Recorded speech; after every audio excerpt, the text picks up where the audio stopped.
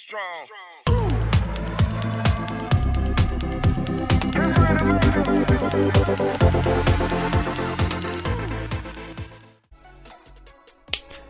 Hello everyone, welcome back to another deck profile. As I said in my recent videos, I'm making sure that I have enough content to finally put on the channel after a long gap of me not being here. So today we're actually doing a profile of a deck that I've had for, well, I've had the cards for a while. I did play with the deck. By deck, it was a commander deck, like a precon.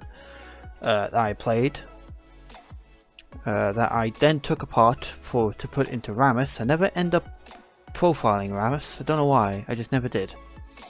But today I'm finally going to be showing you my deck profile of Urza, Chief Artificer. Now, I love Urza. He's such a cool, like, to be fair, all the Urzas are kind of cool. Except for Prince of Krog, that one's a bit bad. Which I actually have that one, just in my binder. It's not in the deck because I think it's just a bad card. Paying 6 to create a token. Ugh, too much mana. What's something I could do with like 2? Okay, but this one is from the Urza Precon Commander deck. He has affinity for artifact creatures, which means he costs 1 card less for each artifact creature you control. Then, artifact creatures you control have menace, so they can be blocked by 2 creatures instead of 1.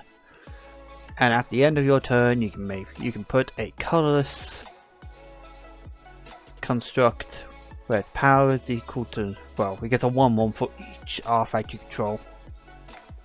So spitting 1 out every turn, well, at the end of the turn, is pretty good. My camera needs to actually decide where it wants to, if it wants to focus or not, because this will be nice. Nope. Is it focusing on the background again? Yep, okay, that makes sense. Okay, so we'll get on to the deck profile. Urza, you can go there. Okay, let's begin with the mono creatures. So mono white, we have the Clockwork Sculpture, Scholar. He prevents all damage that be dealt to attacking artifact creatures I control. So if, say, my construct is going up against, like, because he has menace and he's like a 2/2 and I'm up against 2 2/2s, my guy won't take any damage, but their guys will still take damage, so yeah, my creature will still be alive. This card is really good, especially if you would like if an artifact entered the battlefield. Once per turn, during each turn, I can draw a card. So if I do make a servo during my opponent's turn, I get to draw a card. Yeah, I think he's really underrated. I really do like him though. Next we have Rebecca. Rebecca is she protects my artifacts pretty much. Artifacts you control have protection from each converted mana cost among artifacts you control. So for example, if I have a Soaring, which is 1 mana, my artifacts have protection from converted mana cost 1. And then the same instead if I have one with 2, 3, it goes on. So no more will Swords of Plowshare hit my guy if I have her on board and a Soaring or Retrofit Foundry. Yeah. So that's pretty much it for the mono white creatures. Now we go on to the mono blue creatures. So we have our Solemn Survivor, Thanos. He actually came in the Urza Precon Commander deck, that's why he looks like this. Both the Urza Precon and the Mishra Precon had the old art style, which I really like. I had a good look at which one I actually liked, either Urza or Mishra. Like, I actually don't know if I have the card on me, but I have Mishra. I do have a copy of Mishra. but I just preferred Urza, to be honest. Making a token at end of my turn and token stays, it's pretty good. I think Mishra, you make a token at the beginning of the combat and then it goes away afterwards. Yeah, I kind of preferred having my token always on the board. But yeah, you can pay to tap him, create a token copy of target token artifact. So yeah, that's about it. If you got a token copy of, say, Soul Ring, and then you pay to tap, you then create... Oh, sorry, I'm getting that wrong. Yeah, create a token copy that's a copy of the one artifact token you control. So, if I got one of these on board, pay to tap, I'll just make another. Don't know why I was using Soul Ring as an example. Or you can, then you mill 2 cards. So it kind of fits, it fills your bin for his second ability. You may pay a colorless, a white, blue and black to tap him, sacrifice 2 artifact tokens, exile an artifact or creature card from your graveyard. Then you create a copy of the exiled card, except it's an artifact addition to its other types. Activate only as a sorcery. So you can't do this at instant speed. You can do the first effect at instant speed. You can't do the second one though at instant. And yeah, just being able to reuse your artifacts from the bin, it's really good, especially when you they become tokens, because then you can duplicate them again. Okay, for the other mono blue creature, we have this guy. This guy's bloody amazing. He is good. If you guys don't have him in an artifact deck, you're playing the game wrong, to be honest. Now, you may tap him, target artifact creature's controller sacrifices it. So you target an artifact, and your either you or your opponent sacrifices it. If you do, that player searches their library for a non-creature artifact and put it onto the battlefield. What I tend to do is tap. I'll sack my little servo to pull out, I don't know, a Dark Steel Forge. Fair magic. Yeah, fair blue. Be the blue. Just like Ripple gives you wings, blue gives you artifacts. Okay. But yeah, he is amazing. I've won games just by having him on board because he's just been able to ramp up my mana production. My artifact production extremely well. The next mono blue is Padim, Council of Inventions. Now, he gives my creatures, he gives my artifacts hexproof, so my opponents can't target. It does leave him, defenseless though, which is why I usually make him an artifact as well. But at the beginning of my upkeep, if you control an artifact with the highest converted mana cost or tied for the highest converted mana cost, you draw a card. Usually, I always draw a card because I run high mana artifacts in here. I doubt anyone runs like higher than a 6. I should say higher than a 7, because 6 mana is a Cage Sun. I know a couple of people run Cage Sun. I want to get Cage Sun, it's pretty good. But yeah, Paddy just draws me extra cards the same way with my Clockwork Scholar. Next we have Whirly Rogue. A 4 mana 2/2 that when enters this battlefield, create 2 Thopters with flying. Like, that's good. It gives me tokens I could either sack off, or I can tap those 2, because tap 2 untapped artifacts you control, target creature can't be blocked this turn. So say you have a 10/10 Urza token, or Construct token, this can't be blocked, so they're taking 10 to the face. Unless they like kill this, but Padim says no. Next is the last mono blue creature. It is Shimmer Dragon. What was really nice is they actually printed Shimmer Dragon in the Urza deck. And then they printed it again in the, I want to say, Tinker Time in the March of Machines commander decks, which was actually really cool. I don't have my Urza one, I gave it away. I say gave it away. I gave it away to Monkey Wink for his dragon deck they wanted to build, because his dragon deck revolves around treasure tokens. So it's like, that's fine. You can have this one, because I wasn't currently using it. And then, what was it about? Yeah, wasn't it Brothers War, and then Pharaxia Orby 1, and then Marching Machines? What, 6 months? Six-ish months? 8 months? Ish. And then yeah, I got my own Shimmer Dragon again, so yeah. It all works out. So, Shimmer Dragon is a 6-drop 5/6 with flying. As long as you control 4 more artifacts, Shimmer Dragon has hexproof. So yeah, if you got more artifacts, bam! He has hexproof, you put on target. And then you may tap 2 untapped artifacts you control and draw a card. What's really nice about that is it's not once per turn, you can do it as many times as you want. I can tap down my entire board of their artifacts to draw so many cards.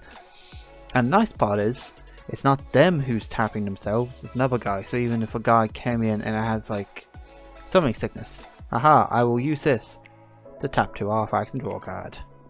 Nice.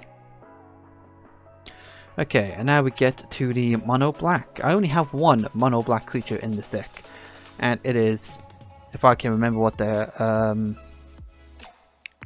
Marionette Master. There we go. I have a hard trouble trying to remember that word. Marionette. So what's really good about this one is it is a 6-drop 1/3. The cost doesn't really show its power, but it has something called Fabricate 3. What Fabricate is, you either choose to create like 3 1/1 servos, or you choose to put 3 1/1 counters on it. I always go with the servos, because if I have 3 servos, it means that Urza only costs a white, a blue, and a black. That's effectively why it's in here. I don't ever use the last bit, which is whenever an artifact you control is put into a graveyard from the battlefield, target opponent loses life equal to this guy's power. I never do that. I usually just make the servos, summon Urza, bam, we're good. But still, really good to have. If you want quick servos, it's perfect. It comes in the deck. You don't have to go out looking for one. I'm pretty sure like the Urza Commander deck is like, what, £35 I think? £30-ish. So it's actually quite cheap compared to like the fucking £50 Commander decks that are like out. Like, yeah, my like local card shop, they're selling like the new ones from Eldraine for like £50. I was like, nah. And then I remembered this guy was like 35. Yes. Okay, so we'll now go to the last creature, and it's actually a multicolor creature. Well, last of the regular creatures, we have my Ship's Navigator.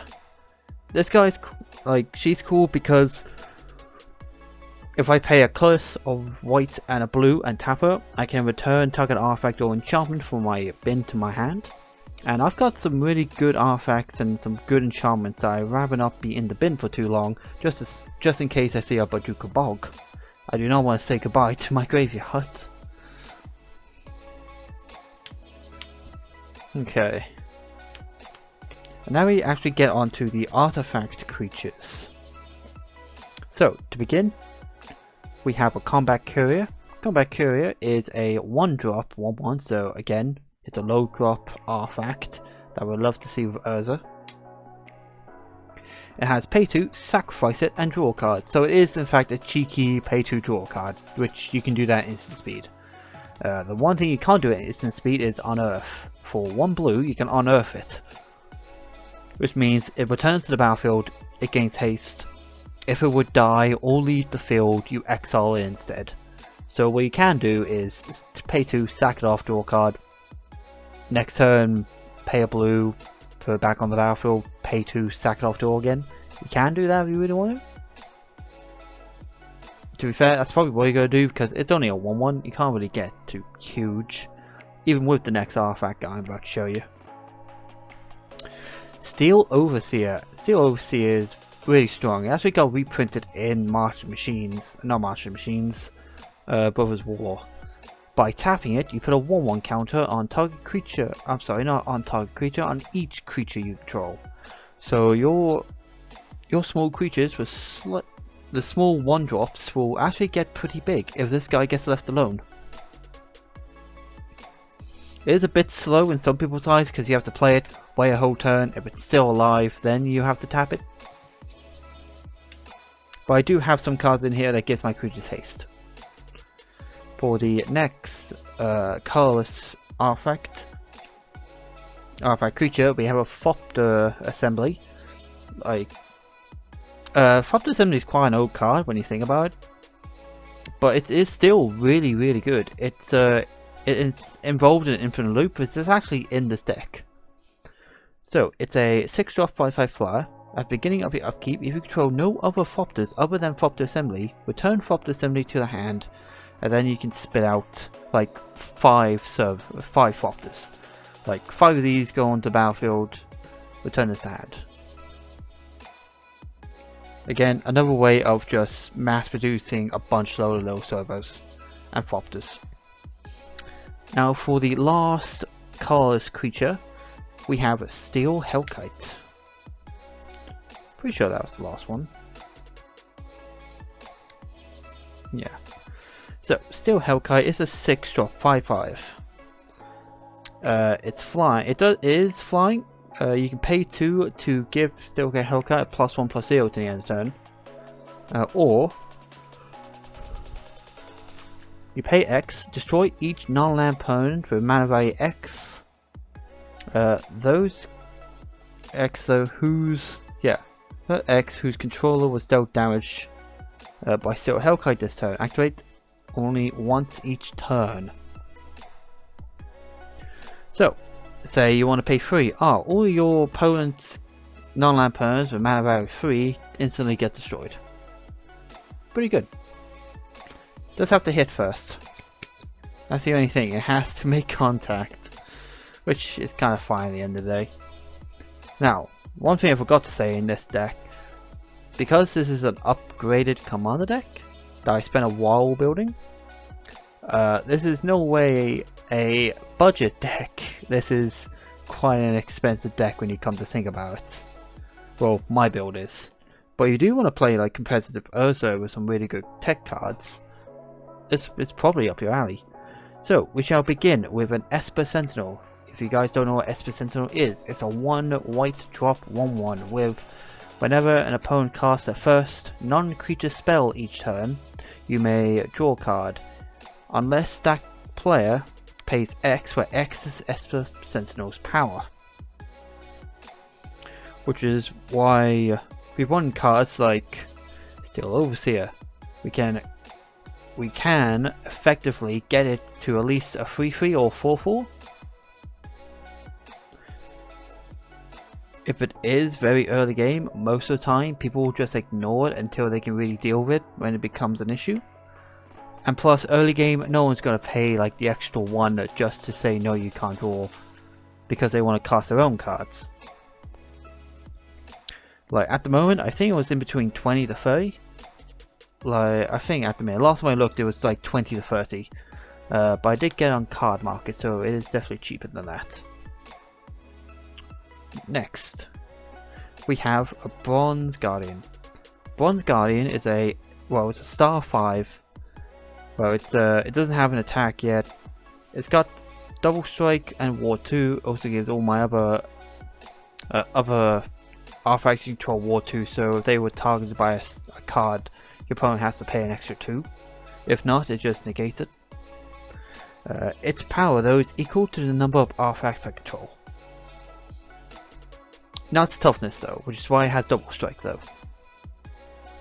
So it hits twice and it hits first. Like this card, for what it is, extremely good and extremely cheap. And plus it got printed in the Urza commander deck, so it's easily accessible. Next, it's a mono blue artifact creature that I love. I've been using it since Kamigawa Neon Dynasty. It is a actually oh, it's just Discord. Okay. So yeah, the reality chip is a 1 colorless, 1 blue. Actually, if my camera needs to actually become focused.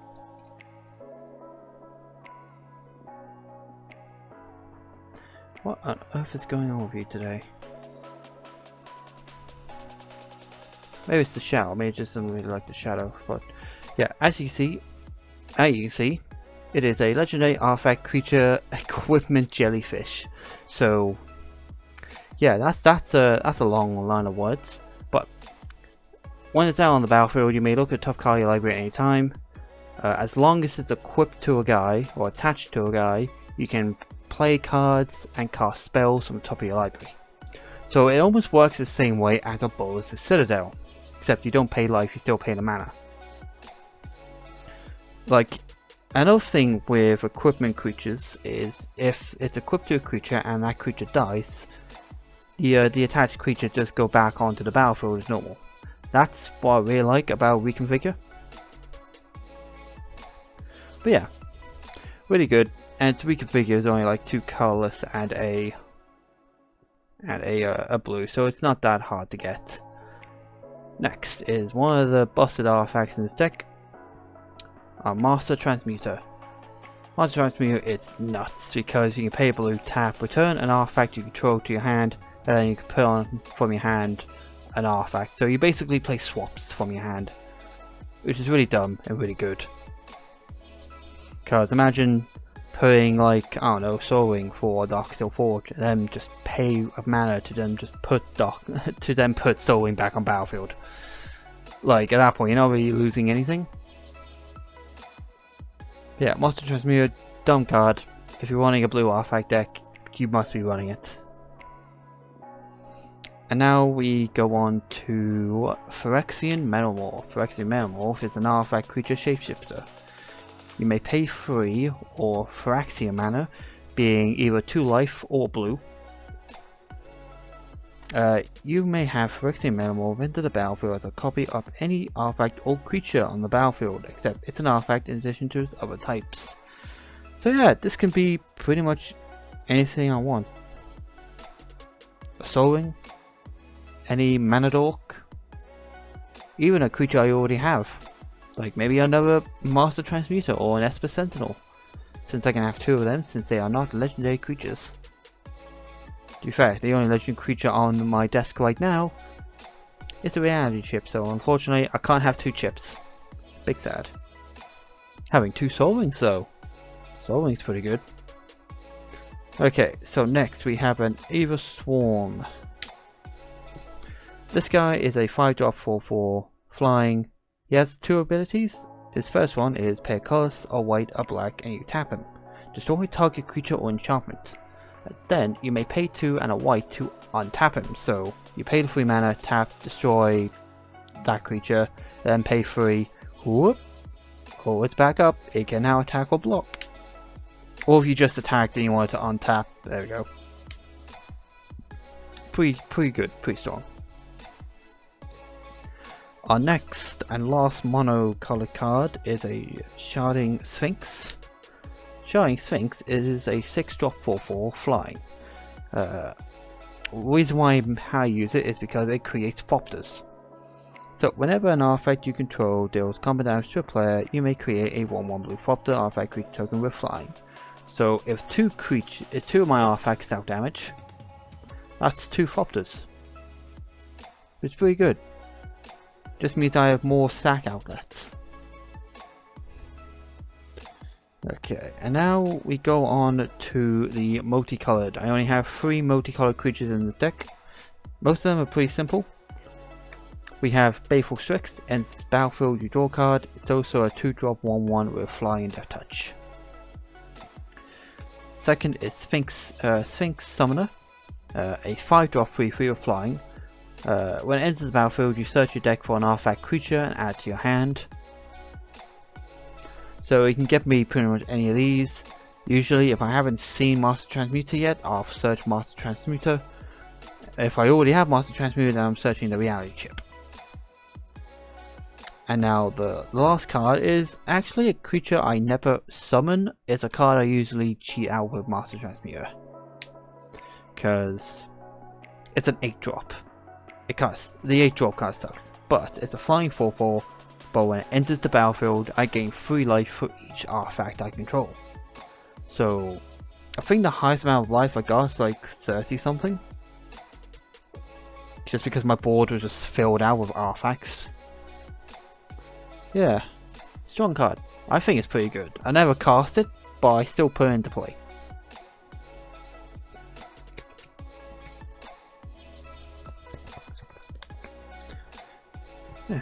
And now we go on to the basic artifacts.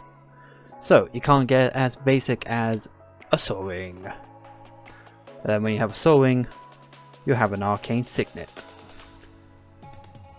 And then when you find Arcane Signet, you find Chromatic Lantern, because we want to make sure our lands can tap for any color we need. So, or like any combination of blue, white, or black. It also taps for any color, which is pretty nice. We then have the Cantor of Endless War for the no maximum hand size, and again, taps for any color. The next 3 cards are pretty insane. They are a combo that can pretty much win me the game. We start off with a Nev Disc. Nev Disc is a we call it a Nev Disc. So, and it does enter the battlefield tap, so you do have to wait a turn. But you may pay 1, tap, and it destroys all artifacts, creatures, and enchantments. Like, pretty bad if all I really have is artifacts, but that's where this card next comes in. The Dark Steel Forge. Artifacts you control have indestructible. It also counts itself, because when I first got the card, probably over a year ago. Yeah, well over a year ago. Oh wow, I'm old. Wow, 26. Oh. Yeah. They didn't realize that it counts itself, which is pretty insane, and it also counts itself. It's hard to get rid of. The only thing you can do is targetable exile non-land permanents, which there are a couple cards that do that. Like, to be honest, I am running one in here. But yeah, it's almost impossible to get rid of cards like this. Now, this card makes these 2 combo insane, because this allows me to destroy every single permanent except for my own.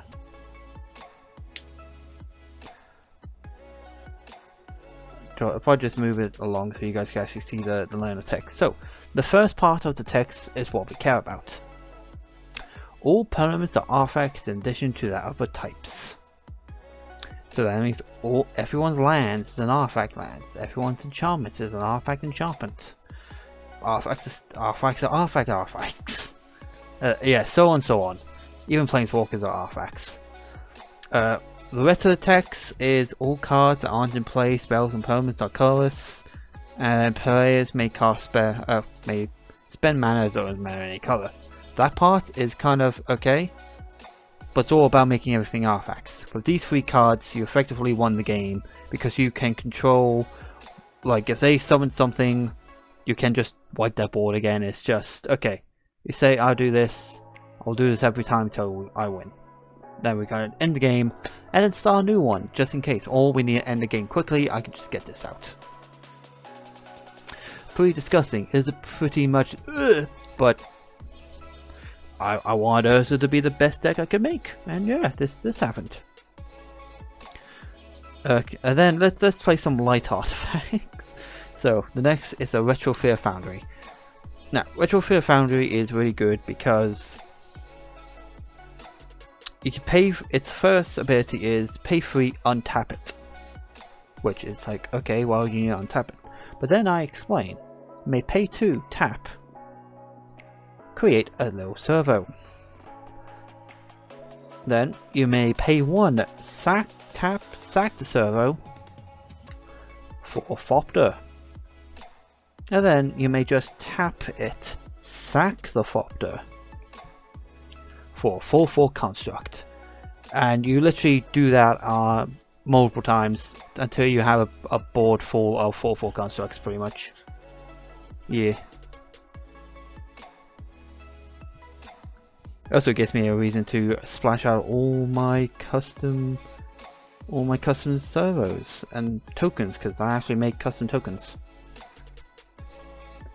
Hopefully by the time this video gets released, well, public, I should have my new batch of tokens arrive, because I just ordered like 108 tokens / proxy cards, which will be on my eBay. I already have a few magic cards on my eBay. If you guys want to check it out, it is in the description below. Okay, so the next artifact is it's actually probably the nuttiest card in the deck. The Unwinding Clock. Now, if you're unaware of what the Unwinding Clock is, it is a 4-drop artifact that says untap all artifacts you control during each other player's untap step. So, say all your artifacts are tapped, like all your mana rocks are tapped. You can then play this card, and then just end your turn. And then when your opponent's upkeep, well, untap step starts, you also then untap all your lands, well, untap all your artifacts, so you're ready. And if this is on board, that's everything of yours is untapping. But even more nuts, because yeah, I'll untap all my lands, so every single card on my hand is now live. Sure, I'll untap Nev Disc, whoa, and Retrofit Foundry. Yeah, if I've got these, the Soul Ring and Retrofit Foundry, yeah, I'm just making servos and popters, and just here's my board. Fear my little 1/1s, because look on the smiles on their faces. They will kill you with kindness and smiles. Okay. The next artifact came out in the Lord of the Rings Tale of Middle Earth. Got printed in both the main set, the collector's booster, and as a promo in the bundle boxes. The card I am talking about is a card that's really kind of, I don't know why it's priced up to like £60.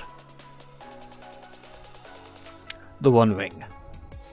Now, if you guys have been living under a rock, the One Ring was very sought after, because, well, the one of One Ring was very sought after, and yeah, there was a bounty for like 2.6 mil. It was pulled by a guy in Canada, which then sold it to Post Malone. Post Malone is the owner of the One of One Ring. Kind of wishing, imagine if I pulled it, I would have been set. Probably not, actually. I probably just gave it to the fort. It's like, here you go. This is your responsibility now. Too much for me. Please no. Yeah, but yeah, the One Ring is a 4-drop indestructible artifact. It means that even if you want to let this get destroyed, you can't because of indestructible. The reason is because of Burden Cows.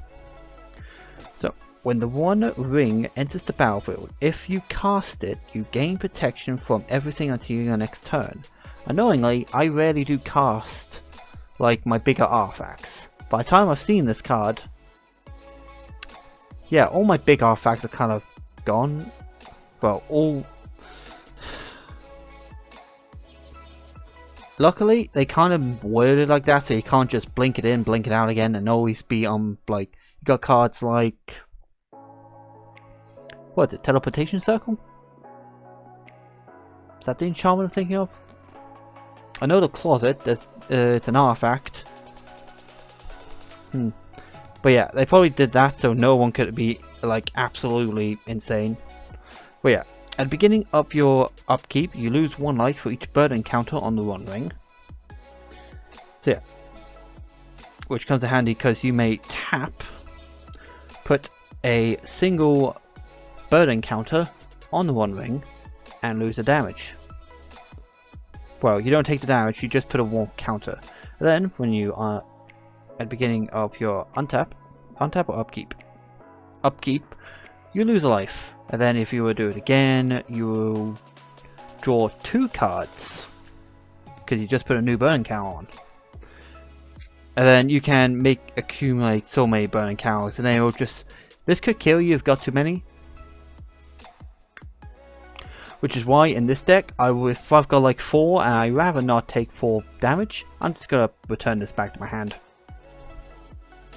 Luckily it doesn't have Shroud, so you can do that. But yeah, really dumb card. Really is. It is really nice that they actually printed it as promo. Because the card is really good and really generic. It doesn't actually... Odd thing about the ring, it does not have the ring tempts you on it. Which kind of baffled some people really, because you would think the ring would tempt you, but no, it does not. And plus, I even have, at this moment, a second copy of the One Ring, which is like for sale on my eBay. So if you guys want to have your copy of the One Ring, it is on my eBay for £30. Okay, I'm gonna stop plugging my. I'm just gonna stop plugging my. Just like, hey, go to my eBay. I'm just gonna stop that now because it's just getting stupid now. Okay, so the next artifact, Chroma's Memorial. This card's insane because I can play for free pretty much by using Master Transmitter. So, or the other guy that tap him, sack an artifact, put a non-creature artifact on the battlefield. Creature control game flying, first strike, vigilance, trample, and haste, and protection from black and from red. So imagine this like 10/10 that has flying, first strike, vigilance, trample. Yeah, this is going straight for you.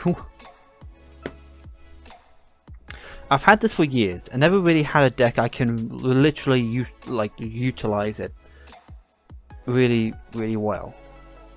It was originally in Rats, but I didn't really have the spare 7 mana, so I just left it. But yeah, now it has a home in Urza. Okay, and now we actually get to the only monocolor artifact, being this. This little artifact is pretty nice because whenever a creature you control deals combat damage to a player, you may draw a card. So it's similar to oh, what was it? There's a card in here that does a similar thing. Oh wow, what was it? I'll probably get to it if I'll probably forgot about it, and I'll probably re-find it soon. I swear I went through it already. Did I not? No. Okay, must be in the deck somewhere. Plus, if you really want to, you can pay 2 colors and a white tap, and creatures your opponent controls have to attack if able. So it kind of goads them, but not goad them. Usually I only do that, but I've got like a fat stack of these constructs. Because then I could just, if they want to attack me, like they're going to lose tons of guys. If they want to attack my opponents, yeah, attack my opponents. Yes, great success. Okay, and now we get to the last artifact, which is actually part of my like infinite loop. Time save. Tap it, sack 5 artifacts, take an extra turn after this one. If you guys aren't unaware, that's why I have a Thopter assembly. Because it creates 5 Thopters when it returns to my hand beginning of the upkeep. So I use that and this, and just constantly keep gaining extra turns until I beat my opponents. And for like a £5 artifact, it only costs a black and a blue to cast. It's really good for all it does.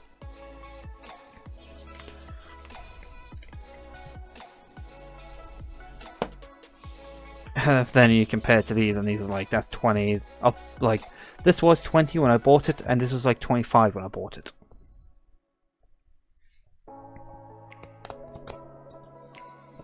Like, I don't even know if there really is. I don't even know. Is there commander tourneys? Is that a thing? Does that thing exist?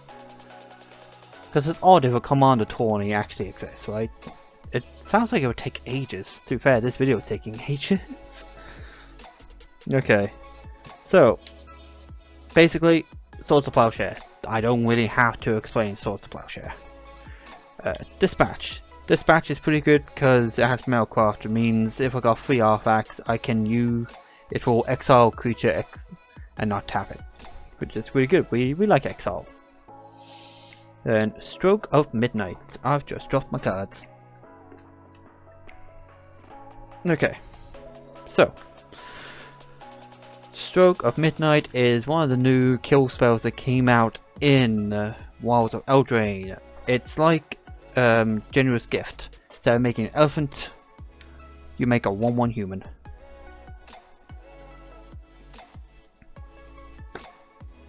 And you can't, a non-land permanent, so you can't destroy a land with it. But you can with Generous Gift, just saying. That's the only real difference. So that's it for that's it for white. Next we get to blue. And let's go with Thirst for Knowledge.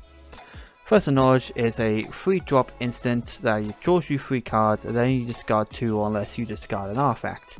In this deck, I'm okay with sending my artifacts to the graveyard because I know I can get them back. Plus, I can play this at the end of my opponent's turn just for some cheeky draw. Okay, then we have Cheeky Little Negate, counter target non-creature spell, counter spell, counter target spell, cancel, counter target spell. I'm just being blue. It's just being blue. And then for the last card is Sublime Epiphany. It is a 6-drop instant, but when you have the artifact that makes all my permanents artifacts, so makes my lands artifacts, and with Unwinding Clock, untaps them. So it should be live by time. I should have more than enough mana to cast this. So if you don't know what Sublime Epiphany is, it came out in Magic Core 21, so quite a while ago. You may choose one or more. Counter target spell. Counter target activate triggered ability. Return target non-land permanent to its owner's hand. Create a token as a copy of target creature you control. Target player draws a card. So if we want to, if there was a time, I don't think there is a time to activate all these effects, but you definitely can use a counter spell or triggered ability. The ones I will probably use is, counter a card, return a target non-land permanent to its hand, create a token as a copy of creature, and draw a card. So out of the 1, 2, 3, 4, 5, I would use probably 4 of them.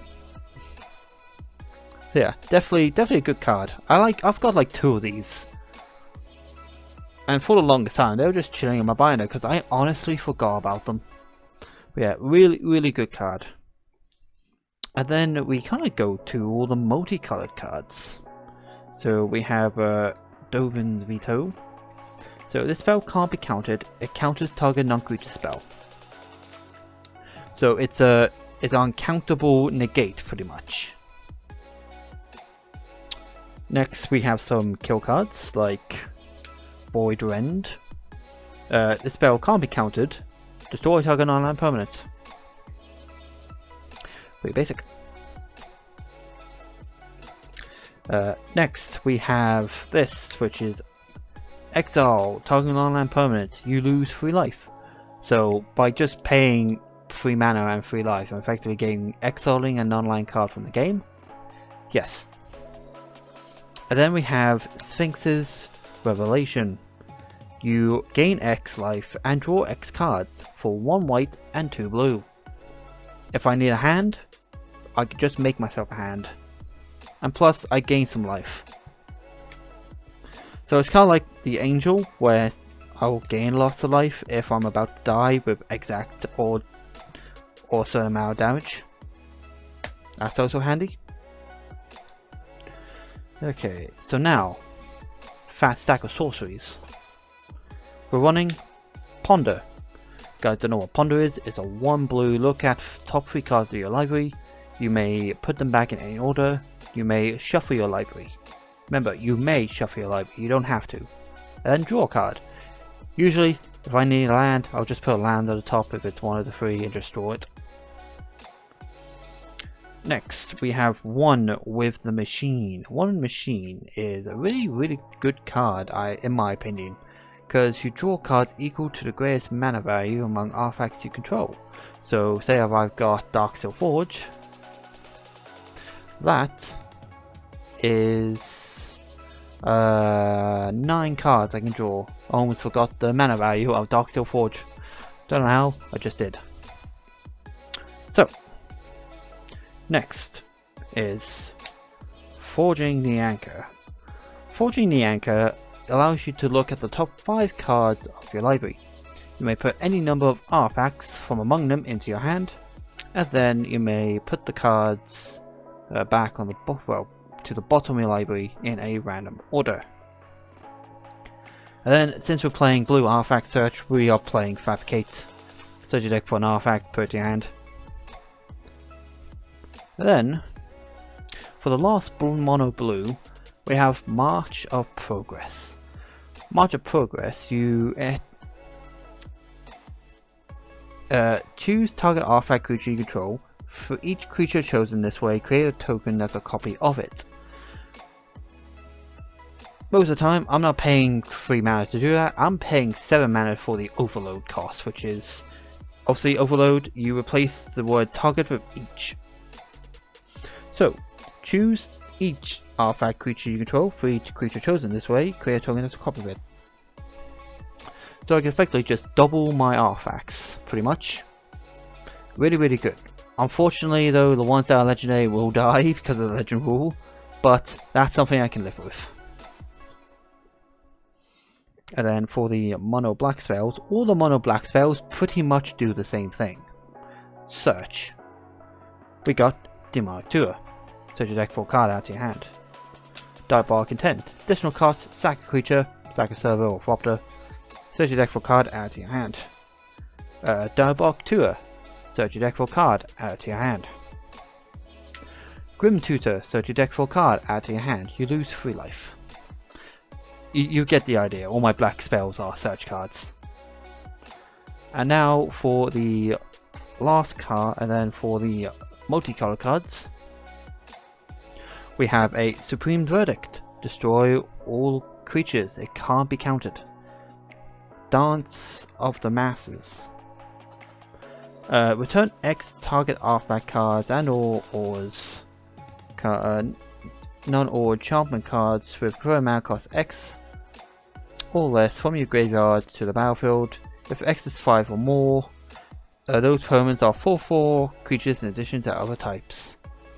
So it just brings my artifacts back. And the last card is actually a mono card, a colorless card. Environmental Science. It's a land search. It's a 2-drop colorless land search that you can put in any deck, and it's amazing. I've got like 3 copies of it, and I think I've got one in each deck. I think I have one in each deck at least.